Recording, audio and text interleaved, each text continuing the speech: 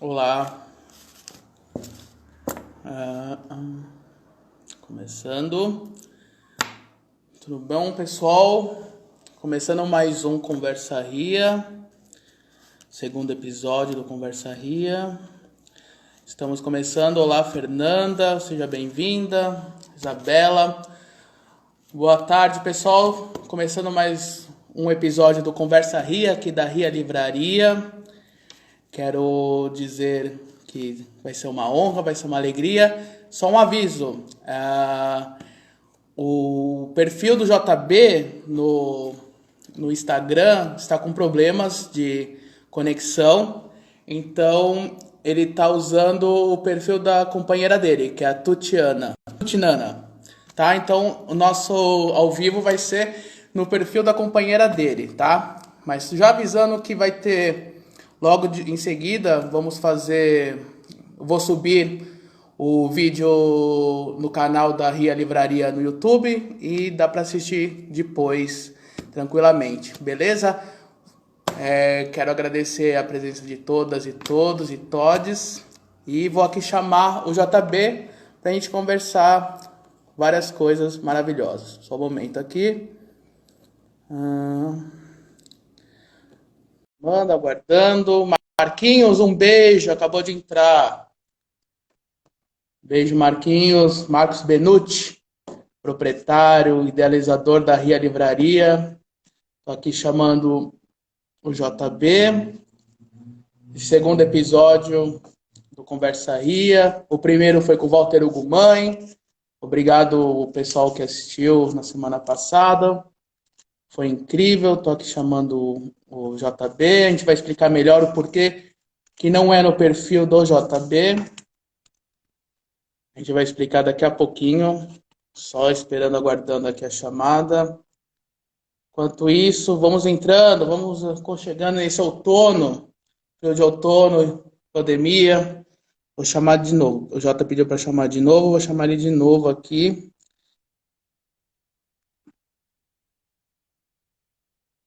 Chamando de novo. Aí, vamos entrando. JB Medeiros! Tudo Desculpa aí. bom? Tudo Tudo bom? bem? Tudo jóia. Primeiramente, eu ia já estava no roteiro, ia falar que é uma honra, mas primeiramente explique quem é Tutinana nesse perfil aí que você está usando. Não é minha mulher. É que deu um problema no meu Insta aqui, e aí eu tive que apelar para soluções caseiras de isolamento. Não que ela goste muito disso. Imagina. Obrigado à sua companheira, a Tuti, por fornecer o celular para essa nossa conversa aí, viu? E você está onde? Você Eu tá tenho, isolado aonde? eu tenho uma chácara em Ibiúna, no meio da roça, bem isolada mesmo. Estou aqui eu, a Nana e os nossos meninos, o Bento e o Tito. Já faz quanto tempo já? Quantos dias? Quase 60 já, quase 60 dias. Sim, entendo. E te falar, você ia fazer você tinha me falado que ia tentar fazer uma casa da árvore. Essa não é a casa da árvore, né? Onde você tá, né? Não, ela não é tão bem acabada assim. A Casa da Árvore ficou legal. Ficou legal. Até gravamos um vídeo lá ontem, de Uhum. sociedade alternativa do Raul, com o Bento, é o vocalista da banda. Ah, que massa. Aliás, a sociedade alternativa é o que mais precisamos no momento e vamos conversar mais sobre isso. Primeiro, quero te apresentar. Esse é o Conversa Ria, um programa de entrevistas. E o JB é o nosso segundo convidado.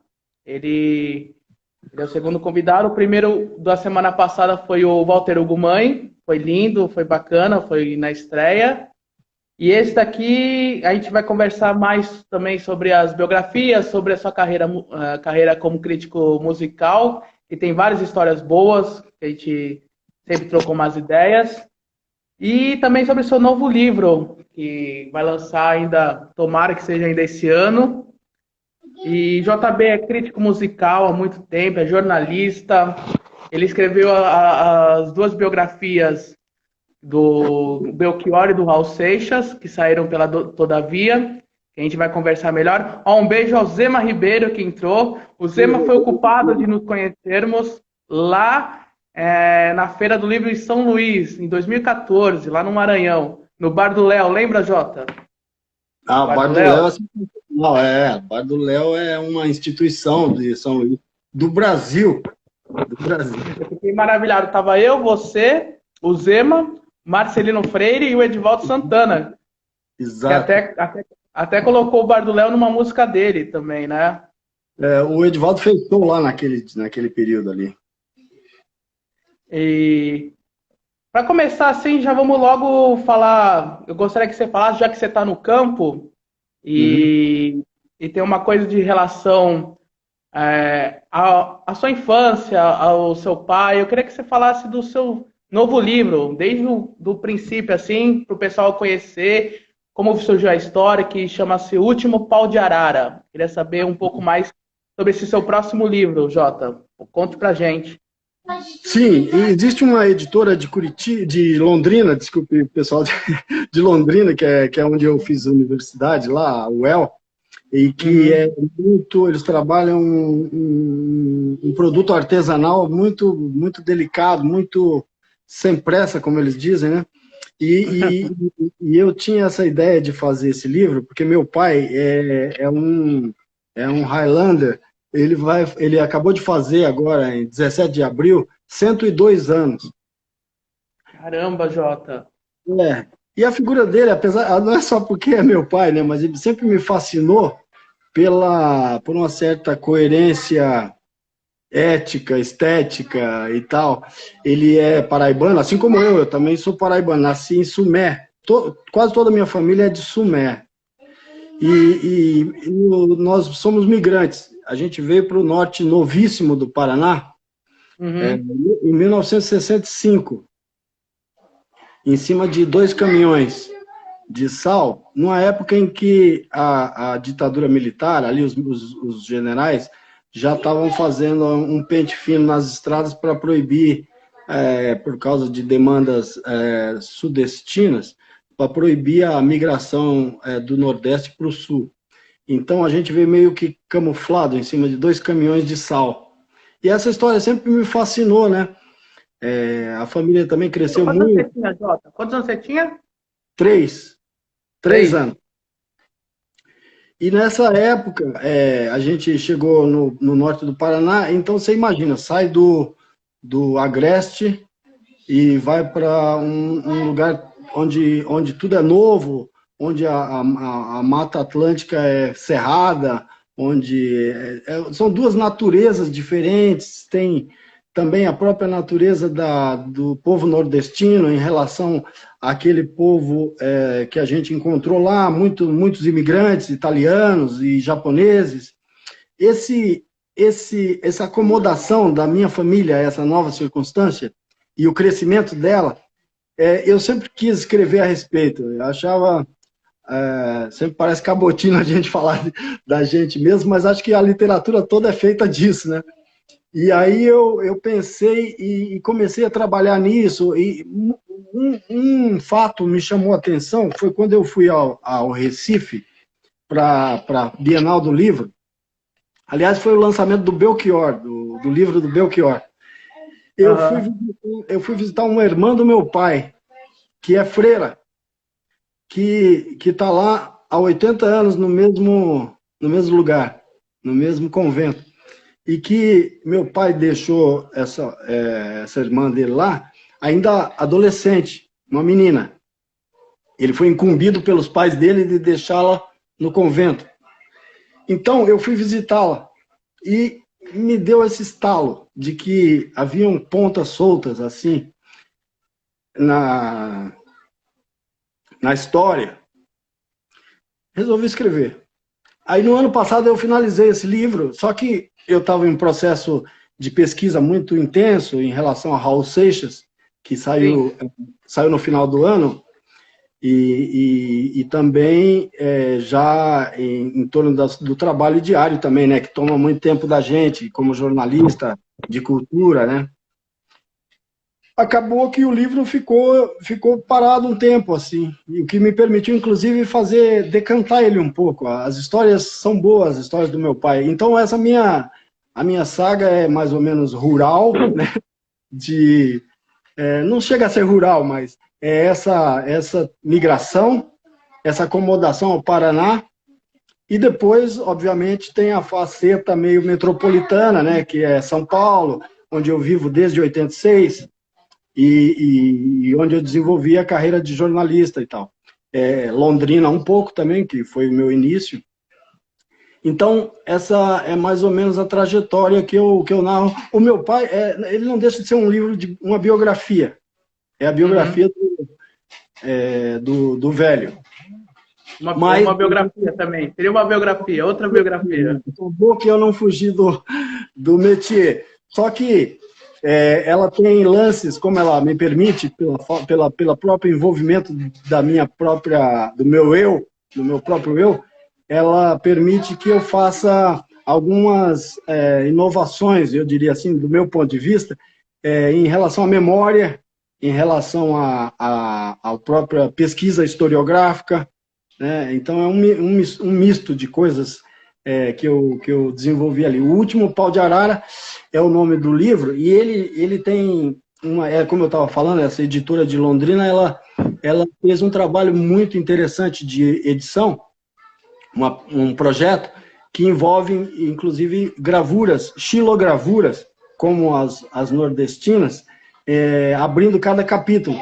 E essas xilogravuras estão sendo produzidas agora por um artista de Minas, chamado Luiz Matuto, e nós, na semana que vem, a gente inicia uma vaquinha entre os amigos para conseguir editar, porque, afinal de contas, acabou saindo cara a edição. E como acessa o local para poder contribuir, para ter mais informações? É pelo seu Instagram? Qual que é o site? Ou qual que é o site da editora também? Eu vou divulgar tudo isso oportunamente, porque nós estamos trabalhando nos últimos preparativos ali da campanhazinha, e aí vai ser pelo Catarse. Então eu vou divulgar em todas as redes, eu conto com todos os amigos para dar um espraiamento aí dessa campanha, porque a gente pretende que em 60 dias, mais ou menos, a gente já consiga os recursos suficientes para editar, e a partir de 60 dias a gente já vai estar preparado também para enviar para as pessoas o e-book, né, para as pessoas já poderem matar a curiosidade sobre essa história, a saga dessa família gigantesca. Seu pai, você chegou a ler, ou seu pai sabe, ele chegou a ler também alguns trechos? Não, ele está, nesse momento, ele é muito saudável, mas ele teve uns problemas de saúde, assim, imprevistos, então, ele sempre foi muito vigoroso, assim, então, aos 80 e poucos anos, ele caiu de um cavalo, então, uma queda feia de um cavalo, um passeio equestre que ele fazia anualmente lá no Paraná. E aí, nessa queda, ele ficou com a saúde ainda comprometeu um pouco mais, já era um homem idoso. Hoje ele é quase o Oscar Niemeyer. Eu não subo num cavalo, eu tenho 30 e poucos anos, nunca subi num cavalo, Jota. Então, essa saga acabou que ela rendeu uma narrativa interessante com essas misturas do ensaio, um pouco de pesquisa também sobre as marcas culturais desse período, né? Porque nós crescemos nos anos 70, fomos moleques nos anos 70. Moleques e meninas, né? Que a maioria da família são garotas. E nesse período, a música, a cultura pop, a televisão, as novelas, Irmãos Coragem, tudo isso vem nessa narrativa, no jorro dessa narrativa.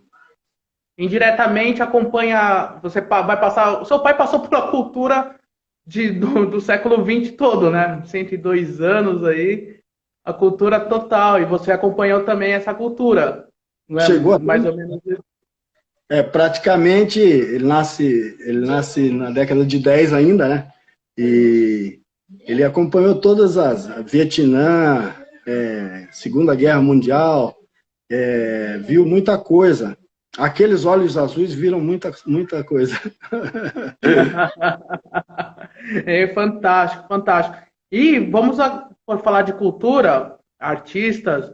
Eu quero saber de você como foi, como começou, como surgiu o amor pela música, já que você é um grande amante da música, trabalha também com isso, além de cultura, mas especificamente trabalhou muito tempo com música, crítico musical. Eu queria saber como surgiu esse amor à música. Eu sempre costumo dizer que eu sou uma série de fatores acidentais conduziram a minha vida, sabe? A música, por exemplo, eu gostava da música como todo mundo gostava, não tinha uma predileção especial e eu não toco nada, eu não sou músico. Mas ali nos anos 80, quando o Brasil vivia aquela euforia do rock brasileiro, a emergência do rock nacional, né, a New Wave, lá no começo dos anos 80, britânica, influenciando, tinha uma profusão de informações ali, e era o momento em que eu começava a minha vida, digamos assim, intelectual, né? Saía da vida de moleque para começar a aprender as coisas. Nesse período, eu gostava muito de música, mas eu não tinha essa disponibilidade. As coisas não eram tão acessíveis no norte do Paraná, no começo dos anos 80, a não ser que você fosse mais burguês, né? E eu vinha do lumpen proletariado, então era mais difícil. Mas, sem querer me queixar de nada, foi maravilhoso. Mas aí, em Londrina vivia, nessa época, começo dos anos 80, uma euforia muito grande em torno das possibilidades, de uma certa utopia no ar ali, da vida ser modificada a partir das vontades das pessoas, sabe?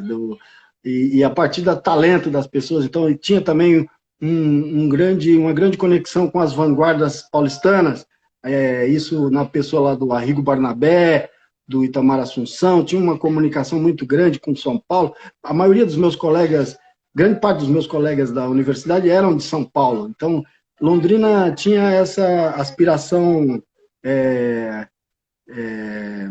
de metrópole, sabe? Naquela época.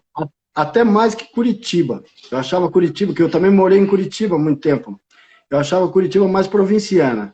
Ao mesmo tempo, eu era meio monoglota nesse negócio de música, porque eu gostava muito de umas coisas que me chegaram via família. Era Zé Ramalho, era Belchior, era Luiz Gonzaga. Eu não era exatamente um cara muito globalizado, mas fui ficando, porque era uma necessidade da comunicação da época. E um dia eu enviei um texto, por falta absoluta de perspectiva profissional, eu enviei um texto sobre um disco do Pink Floyd para a revista Som 3, que era, na época, a grande publicação de música daqui de São Paulo. O editor era o Maurício Kubrusli. E ele curtiu o texto. Eu mandei pelo correio e ele me contratou como crítico de música naquela época. Então foi assim que eu comecei, meio de uma forma inusitada. Eu era um dos poucos do interior, provavelmente, na época que escrevia para a revista Som 3. Era uma época que tinha já umas pessoas muito importantes, assim, do ponto de vista da cena pop. Então você tinha o Dr. Reggae, o Otávio Rodrigues, que era o crítico de reggae. Você tinha o Paulo Ricardo, do RPM, era crítico lá. Você tinha o Minhoca, né, o Celso Pucci. Você tinha um monte de pessoas, e aprendi muito ali. Né? Quando finalmente eu vim para São Paulo, como contratado do Estado de São Paulo, eu já tinha um certo background assim, de cobertura de música. Não era um Lester Bangs, mas eu almejava ser. Então eu acabei enveredando por isso. De lá para cá, obviamente, eu fui jogado na fogueira. Eu cobri todos os free jazz, os antigos free jazz festival, o Teen Festival. cobrir Hollywood Rock. Eu fui enfiado nas multidões, no meio das multidões para trabalhar. E aprendi. A gente aprende na fogueira.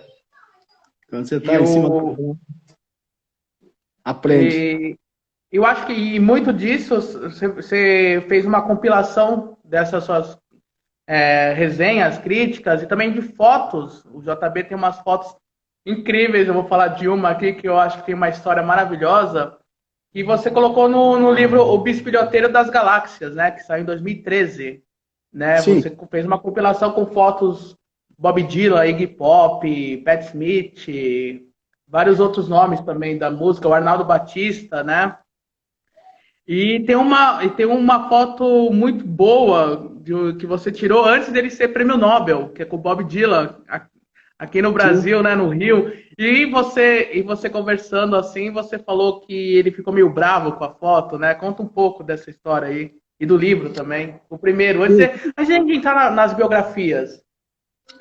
Teve uma época que a gente trabalhava, eu estava na redação do Estado de São Paulo e trabalhava muito, porque você tem uma agenda, tinha uma agenda, agora nós estamos todo mundo parado, né? Está todo mundo parado, mas antes tinha uma agenda frenética e essa agenda incluía shows todo fim de semana, festivais, todo tipo de festival. Teve um crescimento muito grande dessa cena, né? E eu trabalhava muito, não tinha tempo de fazer um livro, eu não tinha nem pensado em fazer um livro. Mas o Miguel de Almeida, que é editor da Lazuli, e que é um jornalista que, inclusive, ele é uma das referências na minha formação de jornalista, ele era da primeira fase da Ilustrada, ele, Pepe Escobar, esses caras que abriram uma picada no jornalismo cultural pop, assim, digamos assim. E ele me ligou e falou, cara, eu queria que você fizesse um livro para minha editora sobre música pop, um livro pop. Aí eu falei, cara, eu não tenho tempo, eu tenho filhos, cachorro, gato, uma chácara com umas plantações de feijões. E aí ele falou assim, ele insistiu, ele me ligou outras vezes. Aí eu falei, putz, um dia eu estava pensando que uma coisa que eu fazia com muito gosto, muito método até, era fotografar as cenas dos lugares onde eu trabalhava. E nessas cenas, muitas vezes eu encontrava artistas, sei lá, um festival que eu fiz, cobertura na Dinamarca, Roskilde. Uma vez eu estava fazendo uma entrevista com uma banda chamada The Killers, e eu estava saindo do camarim deles, de costas, já meio atrapalhado, assim, com tudo aquilo que eu tinha que carregar e tudo, e bati de costas com uma moça baixinha, assim, pedi desculpas e tal. Aí eu olhei assim, era a Bjork. Eu conto que parece mentira, mas é verdade. E aí eu tinha muita história, assim, que era meio, umas coisas meio fortuitas, sabe? Que não tinham, que também não davam em nada, era só uma história. Às vezes davam bons diálogos, às vezes não rendia nada. Mas eu comecei a fotografar essas coisas. Então eu reuni essas fotos, algumas delas, 50 delas, e mostrei pro Miguel e ele adorou a ideia de fazer como se fosse uma crônica, uma coisa meio bloguística, assim, de cada uma daquelas fotos. Então, sei lá, eu encontrei o Iggy Pop no aeroporto de Paris, no Charles de Gaulle.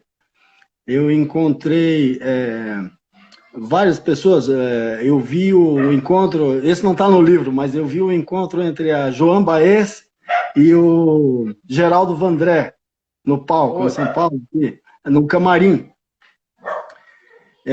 Várias situações que mereciam, se não um relato jornalístico, mas uma coisa cronística. Então eu reuni essas coisas e fiz o livro, que foi bastante... as pessoas gostaram, acharam bacana.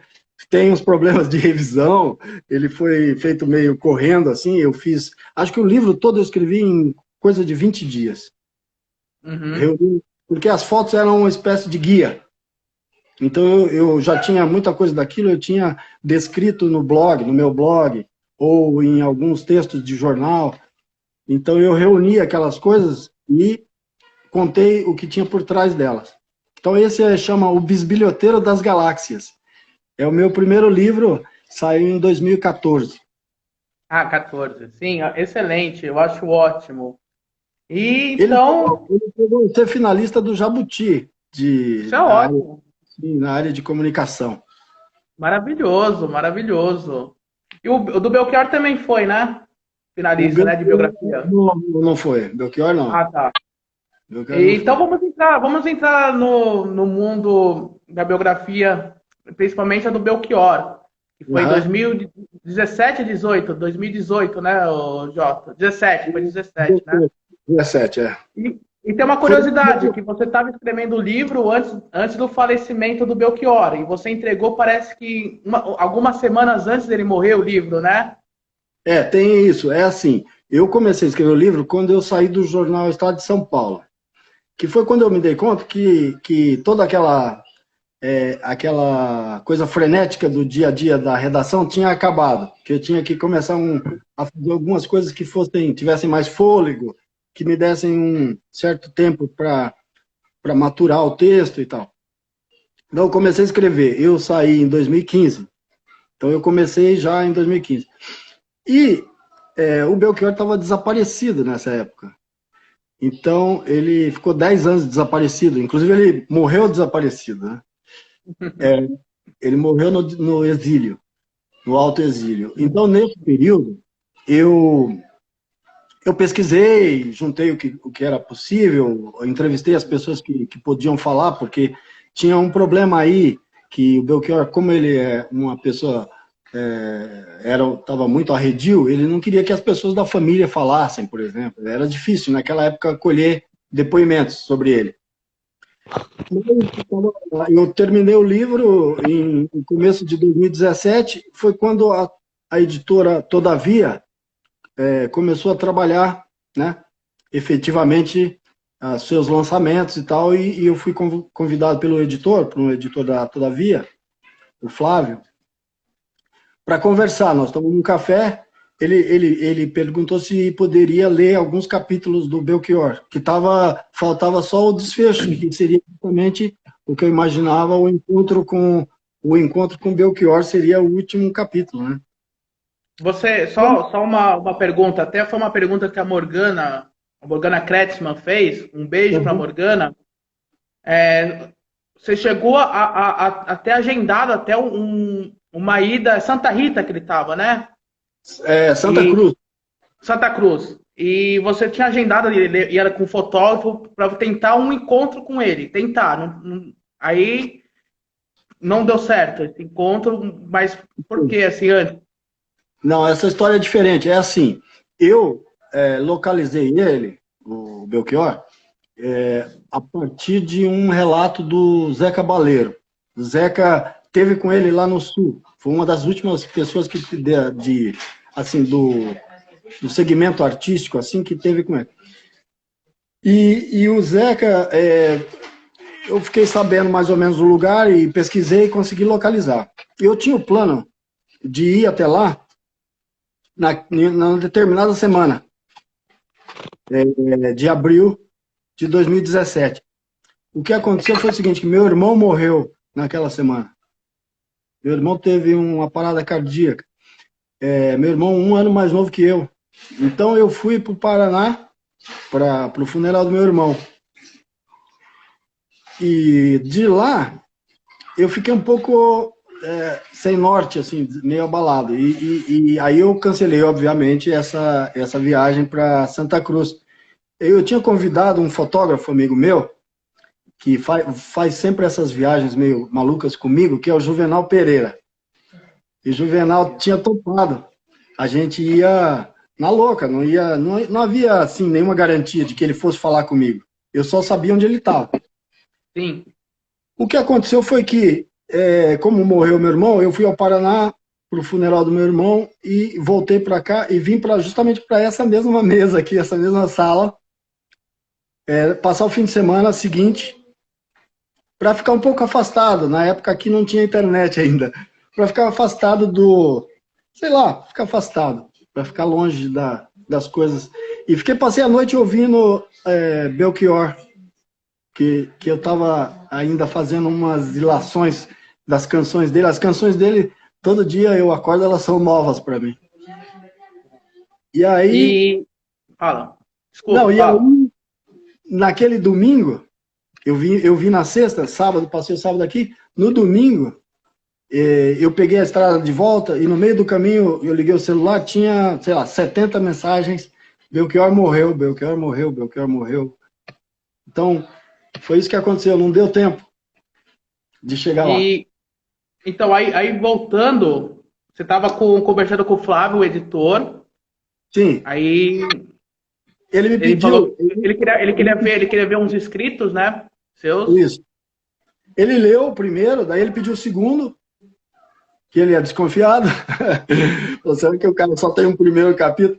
E aí ele foi, aí leu mais uns 3 capítulos, ele gostou, daí a gente assinou um contrato para fazer o livro. Ele gostou, ele falou, eu falei para ele que o que faltava mesmo era finalizar.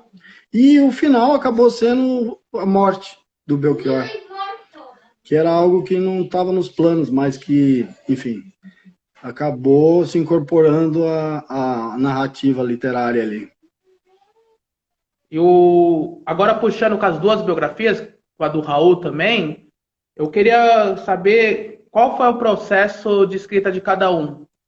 Como foi de pesquisa e de escrita. E quantos anos durou cada um? Eu acho que do Raul foi até mais. Quem é? Quem é esse aí? Esse é o Bento. Ô, É o meu, Bento, tudo bom? esse é o grande intérprete de sociedade alternativa, depois do Raul. Eita, tudo bom, Bento? O que acontece? Quanto tempo durou cada um na escrita e na pesquisa para você? O Belchior foi isso. Eu comecei um pouco antes de 2015, porque eu já tinha interesse na história dele, e foi até 2017, quando eu finalmente editei. O Raul durou menos, 1 ano e meio. Por quê? Bom, essa é a minha avaliação. O Belchior, além da dificuldade de fontes, ele não era um cara midiático. Ele nunca foi. Ele teve um auge, né, na época do Alucinação, mas ele nunca você não acha grandes artigos sobre o Belchior. É um dos 5 melhores discos da história. É maravilhoso. Maravilhoso. E aí, o, as pessoas eram arredias por causa do Belchior, elas temiam. Eles são amigos, né? Os amigos temiam falar sobre ele e depois ele ficar chateado, entendeu? Ele estava naquela de não, o mundo, ele tinha rompido com a humanidade. Uhum. E o Raul, não, o Raul, ele foi, tipo, tudo do Raul foi público. Todas as fases, a própria autodestruição dele, tudo isso foi mais que público. Foi presenciado por todo mundo, foi narrado por todo tipo de veículo. Ele nunca fez questão, e ele era um cara que adorava a mise-en-scène pública também, ele adorava, ele inventou isso, praticamente, né? Ele lança, quando ele lança o Krieg Rabandolo, ele faz aquela famosa caminhada no centro do Rio de Janeiro, ele e o Paulo Coelho. Então, o Raul, ele tem essa vida pública muito conhecida, assim. O problema do Raul é você discernir o que é fabricação do que é o eixo nevrálgico da história dele. Então você tem que tatear no meio desse cipoal de informações. Então é mais fácil relativamente fazer o Raul, né? As pessoas também gostam de falar dele, adoram falar dele, todo mundo fala dele.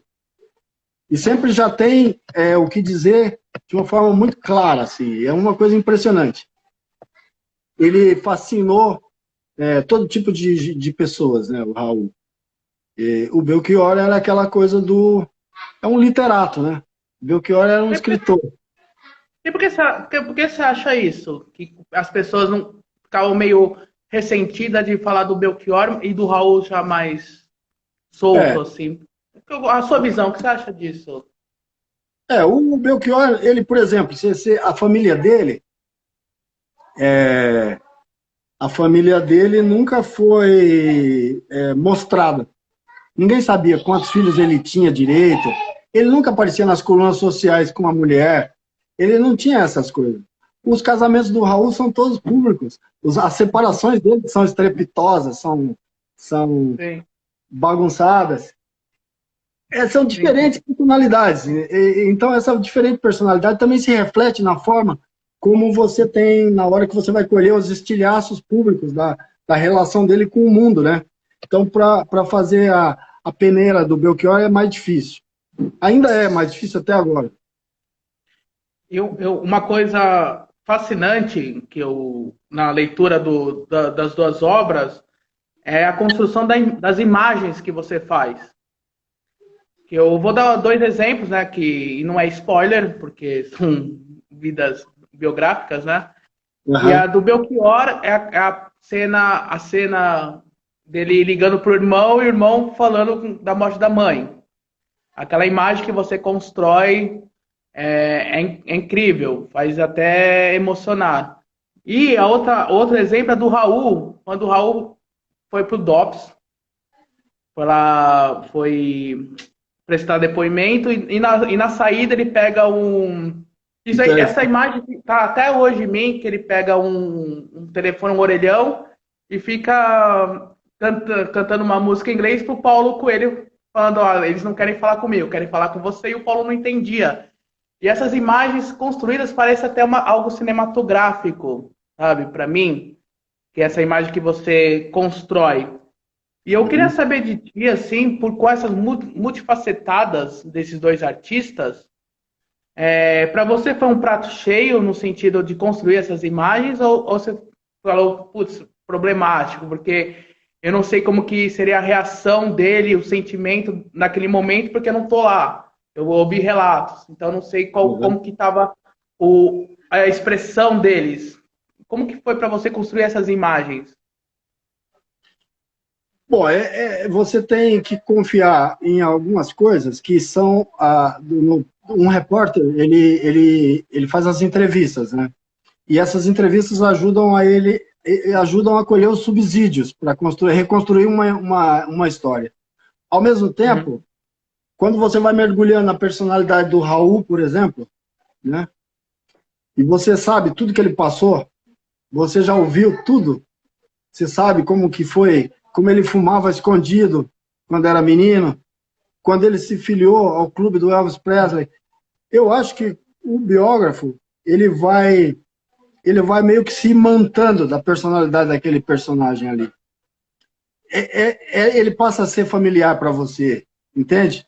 A reação dele não é muito diferente da reação que ele teve quando ele, não sei, no caso do Raul, por exemplo, quando ele teve que deixar a Bahia para tentar a sorte no Rio de Janeiro. Ele amava a Bahia, ele tinha uma coisa, sabe? E o Rio era uma incógnita, ele apanhou, ele foi maltratado pelos produtores, né? Pelo Imperial, por exemplo, foi um cara que fez uma maldade com ele, assim, quando o cara está com a alma preparada para ganhar o mundo e alguém fala, não, volta para sua casa, você não é nada. Então eu sei o que são essas coisas, né? As pessoas, o sentimento dele também é o meu, percebe? É o meu em relação a coisas que eu sofri ou que eu senti nessa trajetória meio de rapaz latino-americano sem dinheiro no banco, sem parentes importantes, sem parentes militares. E Então, vindo do interior, né? é, Vindo do interior. vindo do interior, todos viemos do interior, na verdade.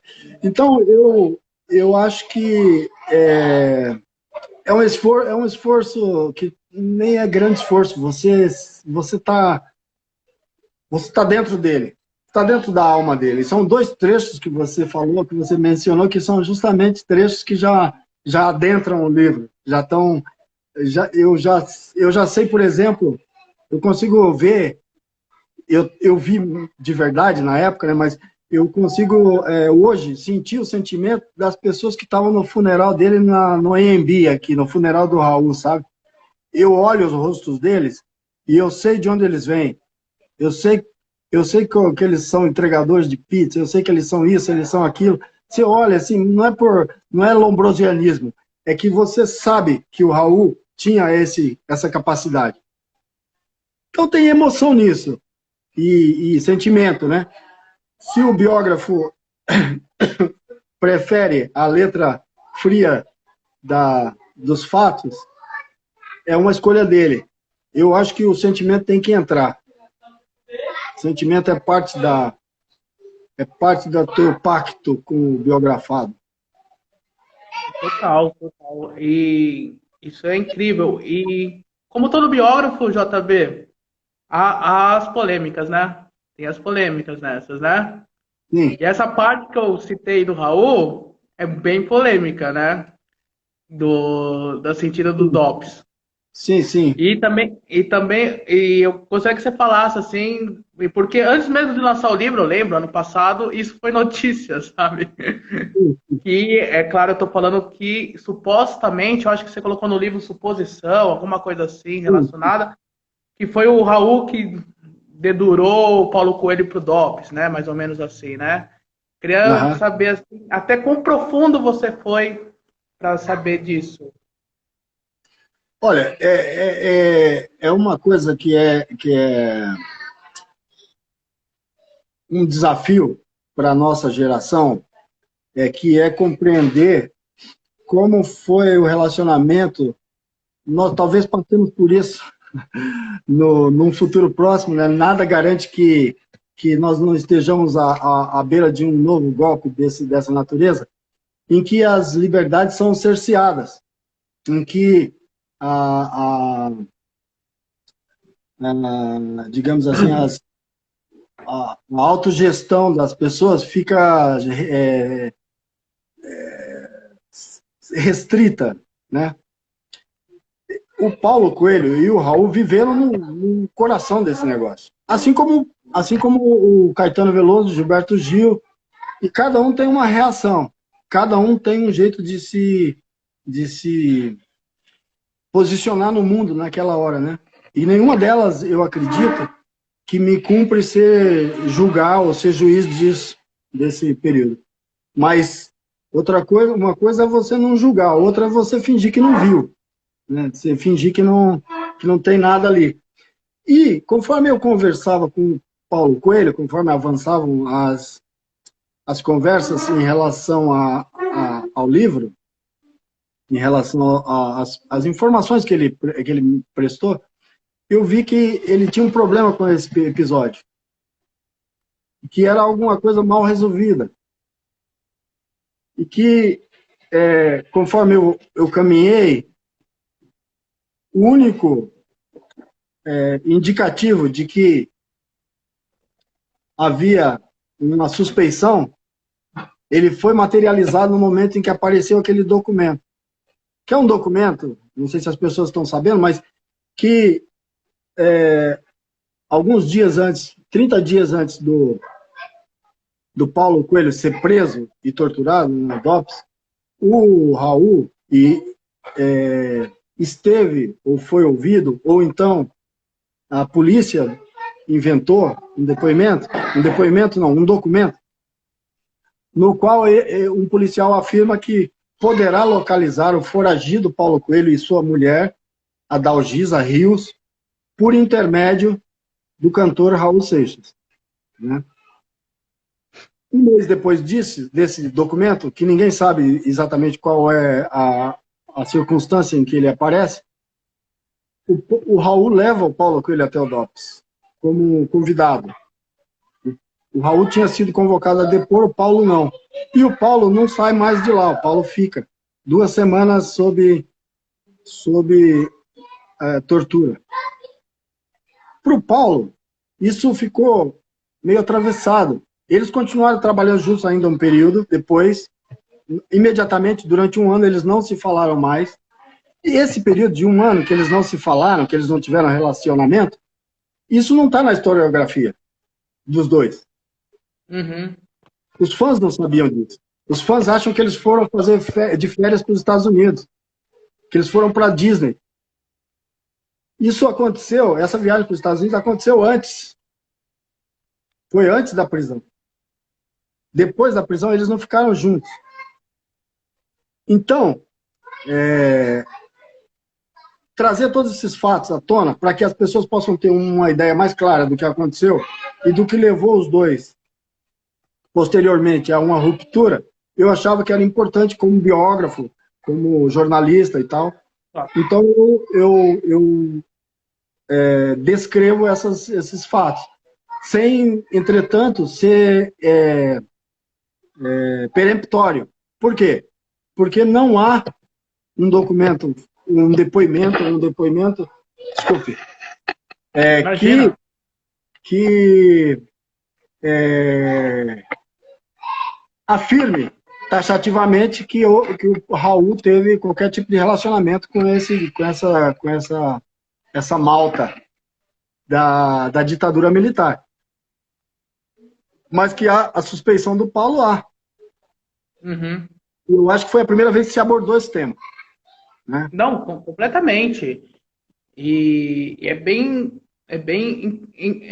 a forma que você escreveu essa passagem é muito boa, porque você também destrincha um pouco daquela resenha, daquele texto que o Paulo Coelho fez para o Washington Post, né? Foi o Washington Post que ele fez, né?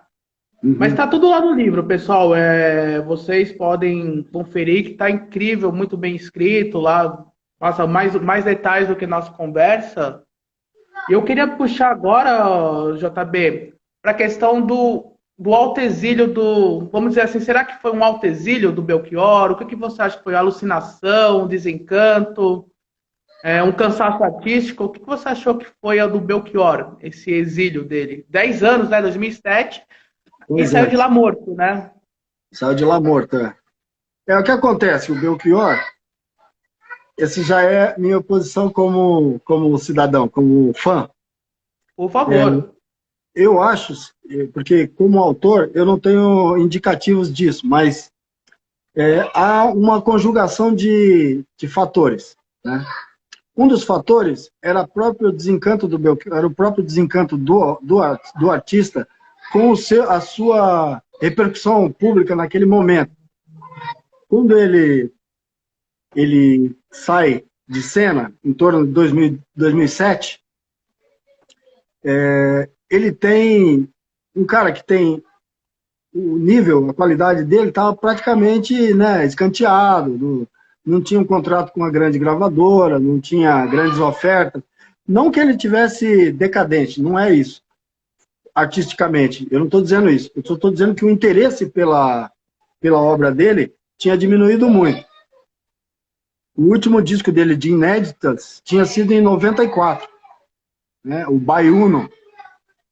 Então, para você ter uma ideia, ele estava passando... Só que o Belchior era o tipo de artista que tinha uma repercussão, um certo circuito, que era muito boa. Então, qualquer show dele estava cheio. Ele não era um cara que ficava shows às moscas, percebe? Mas ele se ressentia um pouco desse estranhamento. Ao mesmo tempo, aí entra o fator 2, entrou na vida dele uma mulher chamada Edna Prometeu, cujo temperamento também era um pouco ela era muito afeita às rupturas também. Né?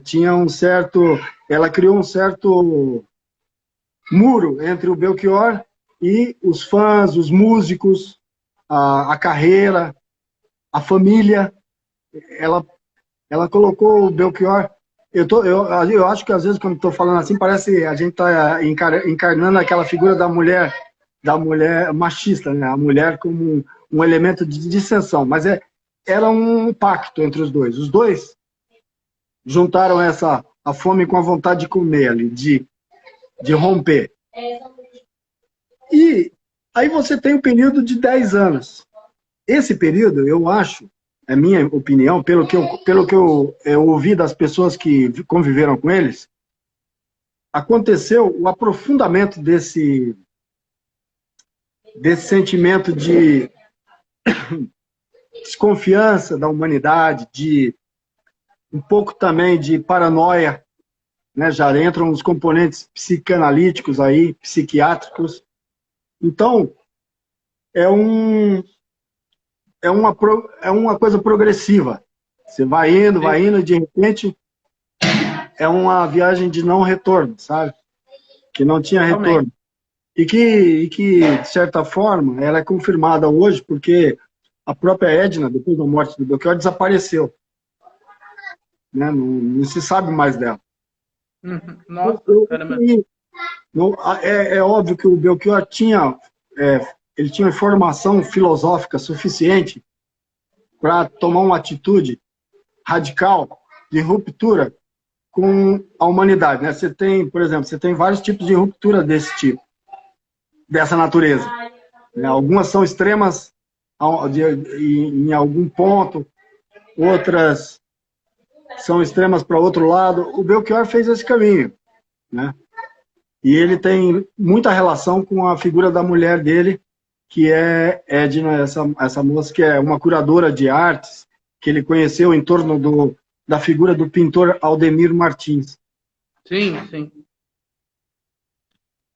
E a gente, infelizmente, a gente está chegando para o final. Estamos encerrando, infelizmente, Jota. Vamos para umas perguntas finais. Mas antes, eu queria avisá-los que temos também uma revista eletrônica. A Ria Livraria tem uma revista eletrônica. E ela tá, a primeira edição tá lá no link na bio aqui do Instagram. Vocês podem conferir vários escritores, escritoras. E a segunda edição vai ser lançada agora, no dia 25 de maio. Vai sair a segunda edição da revista Ria, que tem, entre tantos, assim, o Joca Raines Terron, Mário Bortolotto, Carlos Messias, Jana Aguiar, Patrícia Galelli, o Ian Viedo, Camila Com e o Clóvis Stocker. Então, dia 25 de maio está no ar.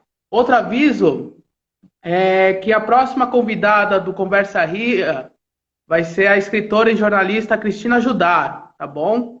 Quinta-feira, agora, dia 21 de maio, às 17 horas, vamos conversar com a Cristina Judar.